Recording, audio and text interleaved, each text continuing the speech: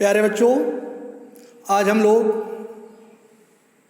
हिंदी रिमझिम भाग 5 के पाठ 13 स्वामी की दादी नामक कहानी को पढ़ेंगे और इसमें आए हुए प्रश्न उत्तर करेंगे। तो बच्चों, सबसे पहले पाठ में आए हुए प्रश्न और उनके उत्तर। प्रश्न 1, स्वामीनाथन के दादा रौबदार सब मजिस्ट्रेट थे। किसी व्यक्ति का रौब किन किन बातों से पता चलता है? उत्तर क, किसी व्यक्ति का रौब उसके पद, उसके व्यक्तित्व और अन्य लोगों में उसके प्रति आदर सम्मान से पता चलता है। ख, क्या तुम्हारे आसपास कोई रौबदार व्यक्ति है? शब्दों के जरिए उसका खाका खींचो। उत्तर बच्चों इसे स्वयं करेंगे, फिर भी मैं आपकी सुविधा के लिए, जैसे हमारे घर के पास एक अंकल हैं, वह सबसे बहुत अच्छे से मिलते हैं। वह एक सैनिक रह चुके हैं। उनकी आवाज़ बुलंद है। उनके उठने, बैठने, बोलने के तरीके से शालीनता और रौब झलकता है। उन्होंने अपने प्रयासों से एक खाली जगह पर बच्चों के लिए पार्क बनवाया है। सभी लोग उनका बहुत आदर करते हैं। प्रश्न 2, स्वामी का अपनी दादी के साथ कैसा रिश्ता था? 3-4 वाक्यों में लिखो। उत्तर, स्वामी अपनी दादी को बहुत प्यार करता था। उनके पास अपने को सुरक्षित महसूस करता था। उनके साथ बहुत खुश रहता था। दादी उसकी अच्छी मित्र थी। प्रश्न, स्वामीनाथन दादी के पास बहुत प्रसन्न और सुरक्षित महसूस कर रहा था। तुम कब असुरक्षित महसूस करते हो? उत्तर, जब हम अकेले होते हैं या माता पिता से दूर होते हैं तब हम असुरक्षित महसूस करते हैं। प्रश्न 3, तुम इन हालात में कैसा महसूस करती हो? क, दोस्त के घर में। उत्तर, दोस्त के घर में हम प्रसन्नता महसूस करते हैं। ख, जब तुम पहली बार किसी के घर जाती हो? उत्तर, जब हम पहली बार किसी के घर जाते हैं तो थोड़ा सा असहज महसूस करते हैं। ग, रेलगाड़ी या बस में किसी के सफ़र पर? उत्तर, रेलगाड़ी या बस में सफ़र करते समय हमें बहुत ही अच्छा लगता है, परंतु थकान भी लगती है या थकान भी होती है। प्रश्न, उसका सामान था दादी का 5 दरियां, 3 चादरें, लकड़ी का एक छोटा बक्सा जिसमें तांबे के सिक्के, इलायची, लौंग और सुपारी पड़े रहते थे। दादी अपने बक्से में इलायची, लौंग और सुपारी क्यों रखती होंगी? उत्तर, दादी बक्से में अपने खाने के लिए इलायची, लौंग और सुपारी रखती होंगी। कुछ लोगों को इन्हें खाने की आदत होती है।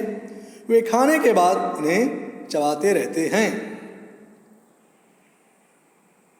प्रश्न 2, उसका दादी का सामान था 5 दरियां, 3 चादरें, लकड़ी का एक छोटा बक्सा जिसमें तांबे के सिक्के, इलायची, लौंग और सुपारी पड़े रहते थे। क्या तुम्हारे घर में इनका इस्तेमाल होता है? किस किस तरह से होता है? उत्तर, हमारे घर में इन चीज़ों का इस्तेमाल चाय, हलवा, पुलाव, पान और खीर जैसी चीज़ों को बनाने में होता है। दादी का सामान था 5 दरियां, 3 चादरें, लकड़ी का एक छोटा बक्सा जिसमें तांबे के सिक्के, इलायची, लौंग और सुपारी पड़े रहते थे। तांबे के सिक्के बनाने के लिए किस किस धातु का इस्तेमाल होता है? बच्चों, इसका उत्तर होगा तांबे के सिक्के बनाने के लिए तांबा और लोहा धातु का इस्तेमाल होता है। प्रश्न 4, उसका दादी का सामान था 5 दरियां, 3 चादरें, लकड़ी का एक छोटा बक्सा जिसमें तांबे के सिक्के, इलायची, लौंग और सुपारी पड़े रहते थे। सिक्के कौन कौन सी धातु के बने हो सकते हैं बच्चों? इसका उत्तर होगा सिक्के तांबा, सोना, चांदी, लोहा, पीतल और गिल्ट आदि धातुओं के बने हो सकते हैं। प्रश्न, नीचे पहले स्तंभ के रेखांकित विशेषणों और दूसरे स्तंभ के शब्दों का वाक्य में प्रयोग करो। तुम एक से अधिक वाक्यों का सहारा भी ले सकते हो। ऊल जुलूल कल्पना, रूखा स्वर, खूंखार डाकू, चेतावनी, मिठास, समर्थन। बच्चों इसका उत्तर आगे है। नीचे कहानी से कुछ वाक्यों के अंश दिए गए हैं। इनमें जिन शब्दों की नीचे रेखा खींची है उनका लिंग पहचानो और लिखो। पुलिस की वर्दी, तांबे के सिक्के, 10वां हिस्सा, काफी, बड़ा दफ्तर, अपने सारे सामान, उस जैसा महामूर्ख। इसका उत्तर, तुम्हें आखिरी चेतावनी दी जा रही है कि ऊल जुलूल बातें करना बंद कर दो। वह बहुत रूखा व्यक्ति है, उसकी बोली में जरा भी मिठास नहीं है। थर्ड, फूलन देवी अपने समय की खूंखार डाकू थी, इसका सभी समर्थन करते हैं। बच्चों दूसरे प्रश्न का उत्तर है वर्दी स्त्रीलिंग, दफ्तर पुल्लिंग, सिक्का पुल्लिंग, सामान पुल्लिंग, हिस्सा पुल्लिंग, महामूर्ख पुल्लिंग। बच्चों इस प्रकार से इन दोनों प्रश्नों का उत्तर आपको मिल गया होगा। प्रश्न, मेडल से चूड़ियां बनवा लेने पर दादी ने बुआ को महामूर्ख क्यों माना? उत्तर, मेडल से चूड़ियां बनवा लेने पर दादी ने बुआ को महामूर्ख इसलिए माना क्योंकि वह मेडल स्वामी के दादाजी को उनके यज्ञ करने पर मिला था। वह उनकी सफलता की निशानी थी, लेकिन बुआ जी ने उन्हें तुड़वाकर चूड़ियां बनवा ली थी। कहानी से सच, राजम बड़ा बहादुर लड़का है। स्वामी को क्यों लगा कि दादी ने उसे ये बात उसे खुश करने के लिए कही? बच्चों इसका उत्तर है दादी ने ये बात उसे खुश करने के लिए कही, लेकिन स्वामी को ऐसा इसलिए लगा क्योंकि दादी राजम को अच्छी तरह नहीं जानती थी। बच्चों रचनात्मक कार्य, दादा दादी नानी पर 10 वाक्य लिखो। देखिए बच्चों, दादी का चित्र, बच्चा उनके साथ खेल रहा है, उनको अपनी दादी नानी पर एक अनुच्छेद लिखिए।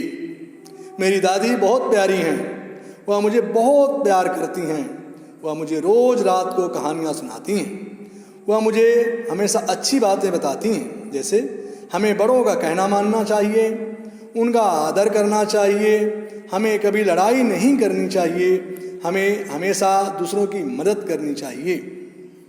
मेरी दादी मुझे मेरे मम्मी पापा की डांट से भी बचाती हैं।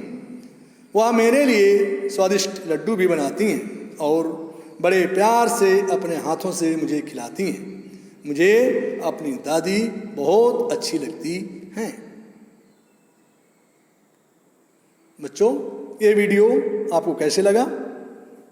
आप वीडियो को लाइक और चैनल को सब्सक्राइब अवश्य करें। आज इतना ही। आप सभी बच्चों को बहुत बहुत धन्यवाद।